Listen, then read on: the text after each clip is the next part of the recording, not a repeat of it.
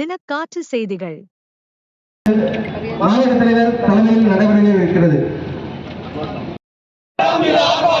பிஜேபியின் ஆர்ப்பாட்டம், போராட்டம் இது போராட்டம், அவைதான் தீவிரவாத தாக்குதலை கண்டித்து போராட்டம், கண்டிக்கின்றோம். பாகிஸ்தான் பயங்கரவாதத்தை வன்மையாக கண்டிக்கின்றோம். பாகிஸ்தான் பயங்கரவாதத்தை வன்மையாக கண்டிக்கின்றோம்.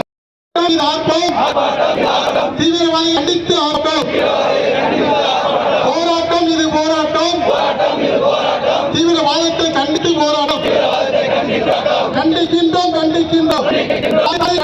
பாகிஸ்தானை கண்டிக்கின்றோம்,